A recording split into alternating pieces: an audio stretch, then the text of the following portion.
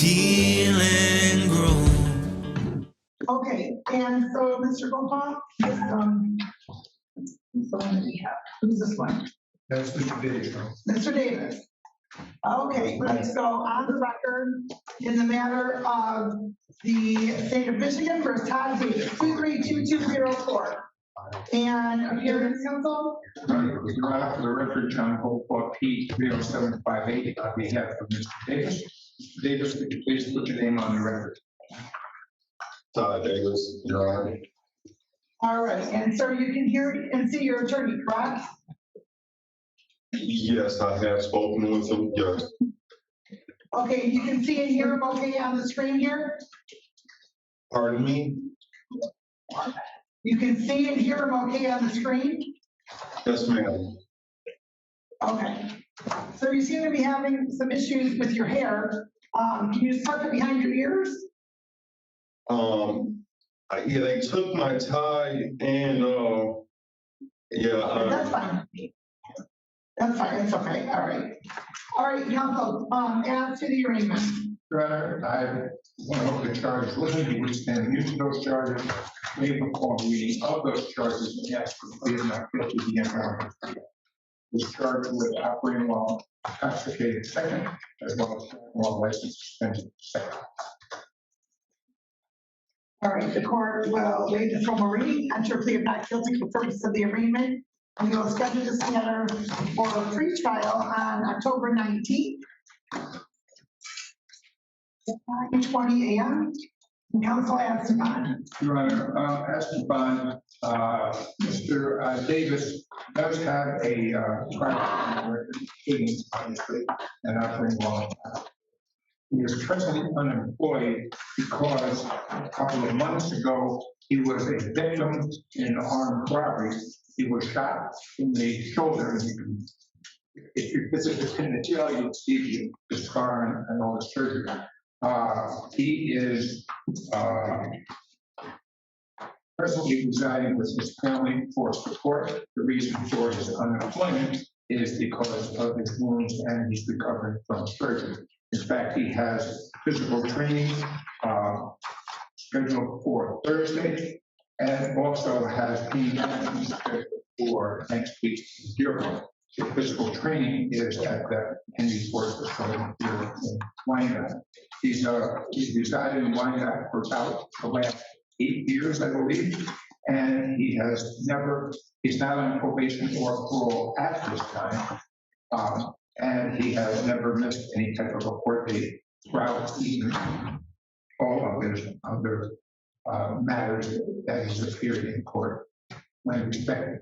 He's also been in contact with the prosecutor regarding the case now pending as him as a victim, and they are scheduled. In his contact, he's been informed that they are taking that matter to trial. I'll bring that all to your attention. I'm sorry, which court did that, was that this court? No, Thursday. I understand that, but did it had to originate somewhere other than Third Circuit? Mr. Davis seems very familiar to me.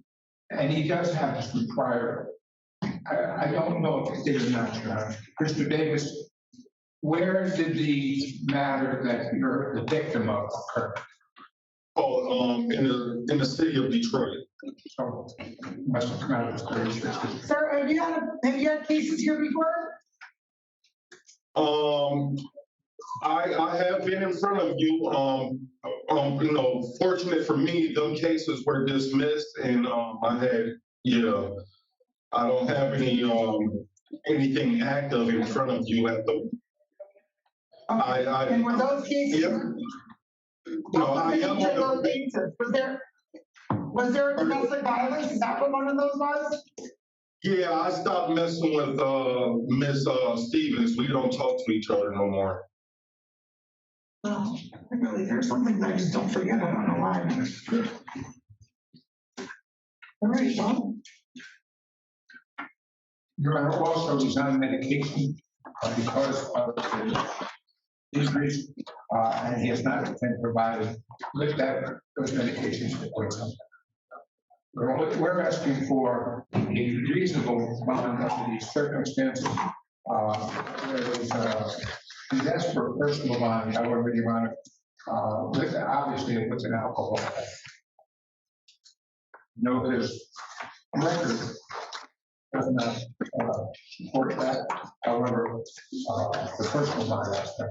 However, because of the circumstances, injuries, his inability to work at this point,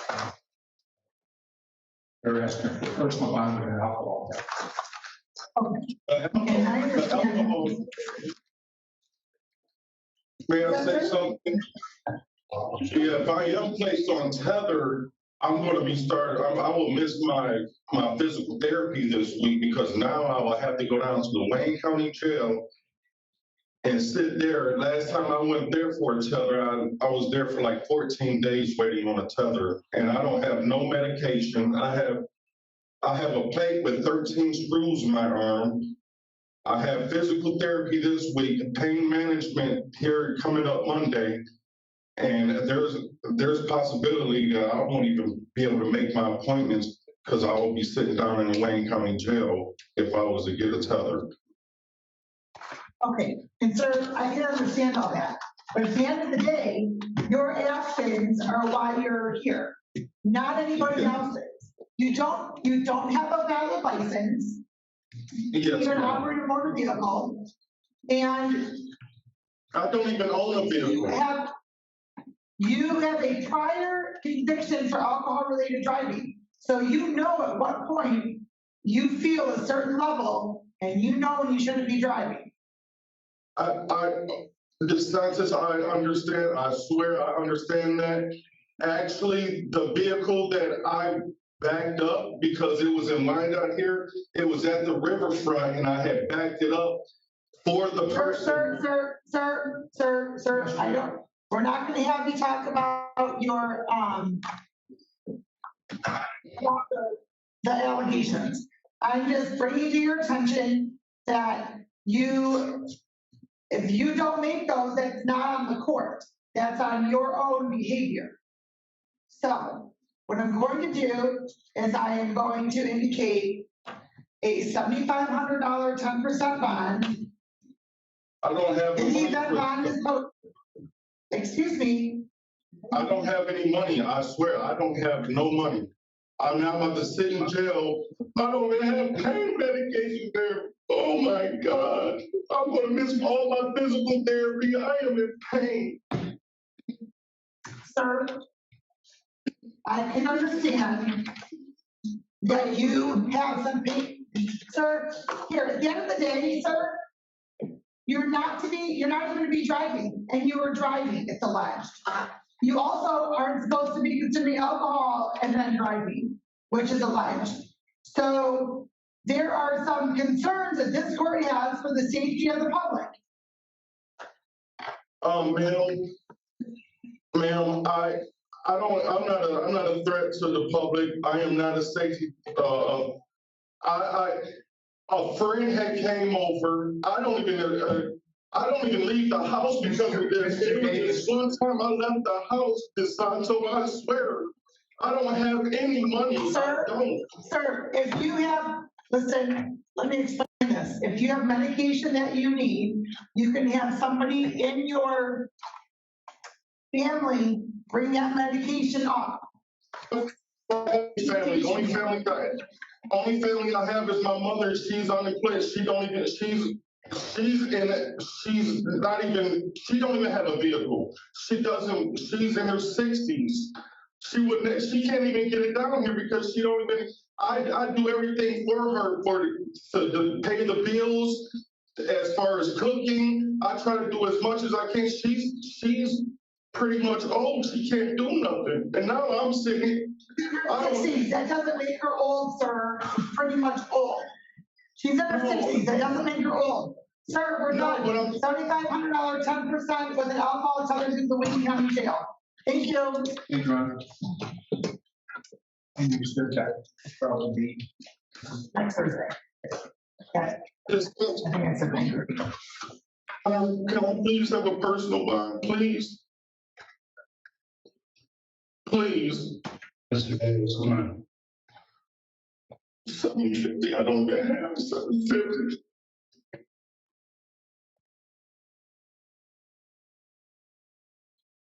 Thank you. Thank you. Okay, this is the matter of the city of Wyandotte versus Daniel Shipman, 231961. Ready, Your Honor. Good morning, Your Honor. Edward B. Wall on behalf of Mr. Shipman, who's standing to my right. His retained counsel, Mark Spatalo, is unavailable today. Yes, ma'am. Okay, thank you. And so your name for the record, please.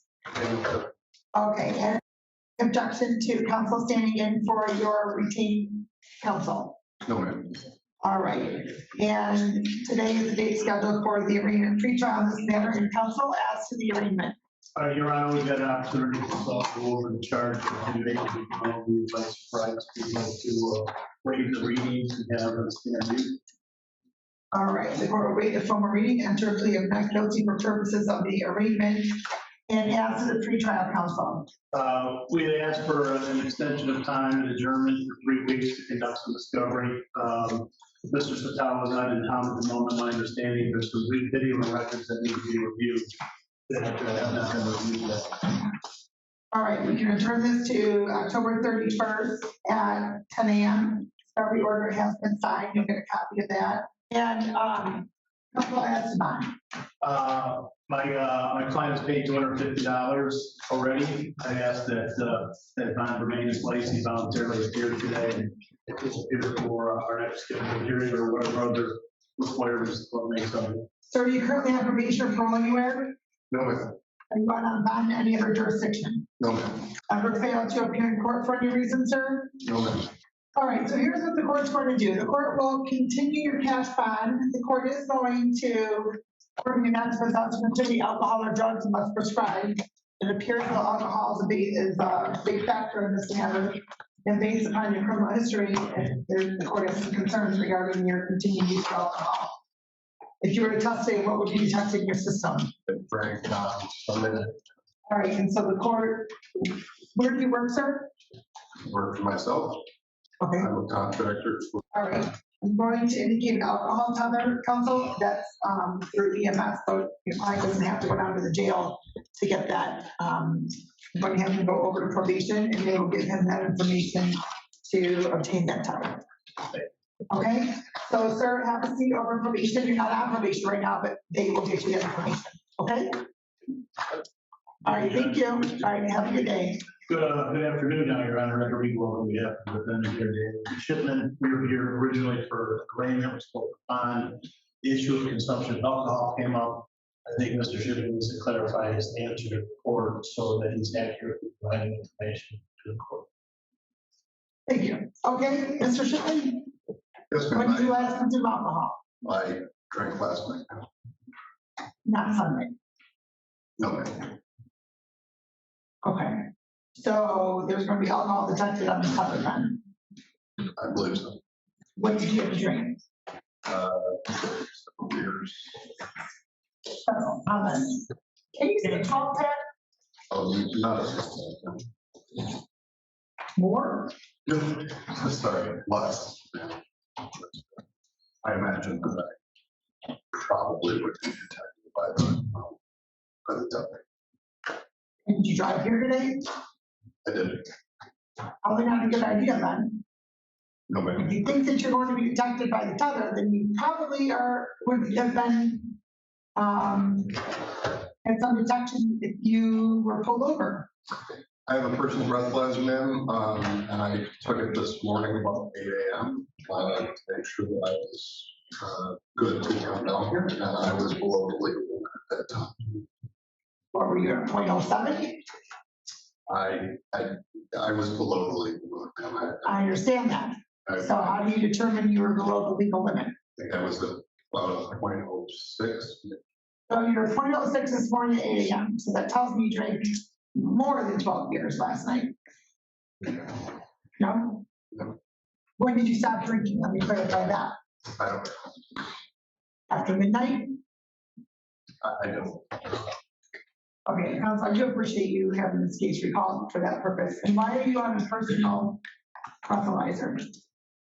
I just think it's smart if I have drank the night before to make sure that I don't drive while I'm illegal.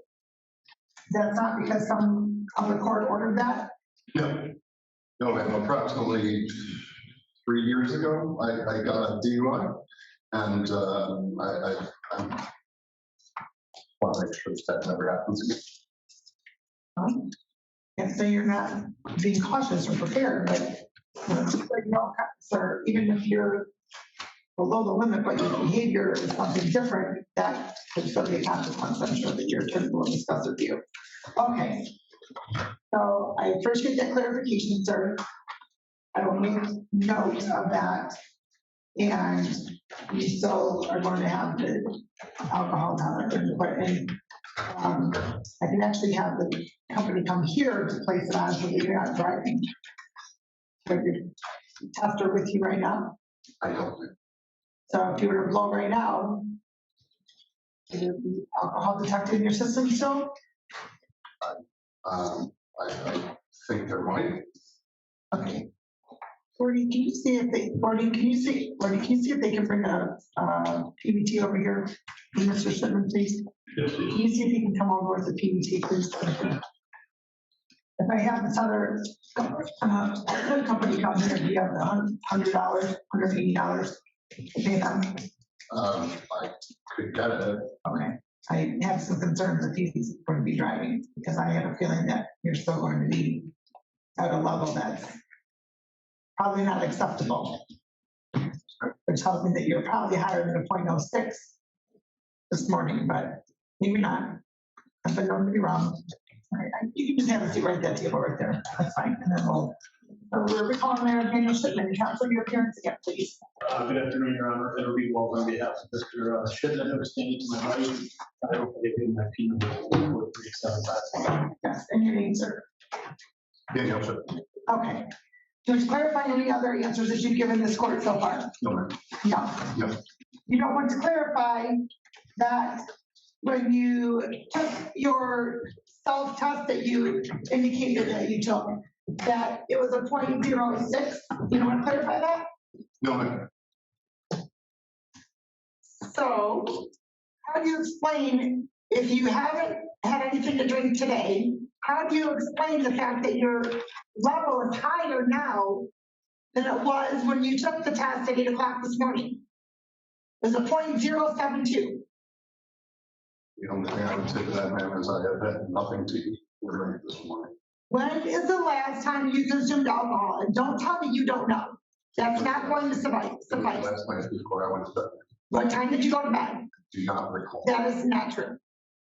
It is true, ma'am. Were you watching Monday Night Football? I don't watch sports. Okay. Were you watching anything on TV? I was watching YouTube. And you don't recall at what time you went into bed and started watching YouTube? I was in my living room watching YouTube, ma'am. Okay. And you live alone?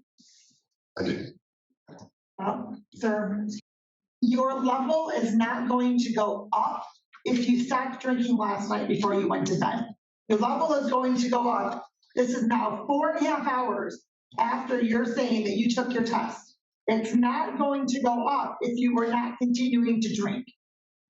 I have had nothing to do since last night. So either your testing device that you utilize is defective and you are actually higher than a 0.06, or you're not being honest right now. One of the two. I am being honest. All right. So counsel, your client has indicated that he gave himself a test. I think it was a 0.06 at 8 a.m. The test he just took here, administered by one of my court officers, showed a 0.072. And I'm sure that you would agree with your experience that if there isn't any continued drinking, the levels are not going to go up. Assuming that the devices are both accurately working. Correct. Logically, that would be the conclusion. But Correct. I've never seen this device. I don't know if it works. I don't know if it works right. I don't know if the ones over the counter are as accurate as the ones, or if they're identical to the ones that the police have. Right. I would agree. The concern I have is the fact that your client knowing he had a court date today, which involved consumption of alcohol, which seems to be the basis, one of the bases of this offense. And he was consuming alcohol last night at some point, perhaps even into this morning. I don't know what time he went to bed. claims that he took a test that registered him below the legal limit, so he was okay to drive, which I'm sure you may have had already a conversation regarding that anyway. And then now, 4.5 hours later, after he took the test, it's still at 0.07. He's been, how long, what time are you scheduled for court today, sir? 11:30. 11:30. So you've been here at least an hour and a half. I would presume you got here a little bit before 11:30, spoke to the prosecutor, right? So, yes. Please, I not this retained counsel, so I'm a little hesitant about answering any more questions with regard to that subject. But we're putting him on a tether, kind of the rubber's gonna meet the road, so to speak. You've already instructed him that he's not allowed to consume alcohol, he's not allowed to consume drugs at all. And this unit that you're about to impose on him will detect whether or not he's consuming alcohol. And whether he knew what was gonna happen today, didn't know what was gonna happen today, the court has certainly made him aware of what's gonna happen moving forward. Correct. And I will certainly convey what has happened here today to his retained counsel so that he can advise him in terms of the appropriate course of action. Yeah, that's fine. Please. Okay. So I'm going to continue the bond in the conditions with one exception. The alcohol tether that you're going to have is going to be through the Wayne County Jail, not through EMS. And that's because in the event there's anything detected, sir, you will be arrested immediately to the Wayne County Jail, by the Wayne County Jail. So you're going to go through here and you're going to go into the Wayne County Jail and get your tether. The bond that's already been posted will still apply, but I have some serious concerns for your own safety and the safety of the public regarding your alcohol consumption. So your alcohol tether will be through the Wayne County Jail. Okay? So I'm clear, he's being transported down to Wayne County? Yes. All right, and he'll be brought back? He's gonna be transported down to Wayne County Jail, he'll have the tether, and he'll, I'm presuming, get picked up from down there. It may be a couple of days, and sometimes they don't, it just depends on where they're at with their tether unit and their individuals. Understood. Okay, so sir, please write down on a sticky note what kind of vehicle you have in the parking lot, just so we can make sure it's not being towed, okay? No, Mr.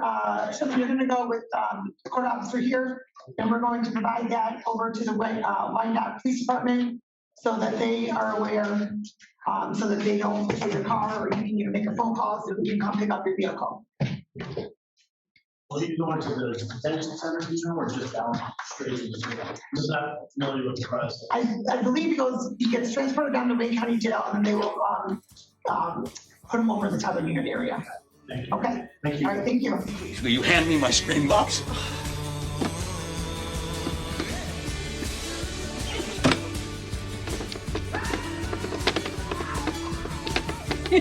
Can you hear it? Can you hear it? Ma'am? Ma'am? Can you hear it? No. Okay. I have no patience for that. And trust me, out of the day, I'm sitting up here, I'm the one that needs a drink.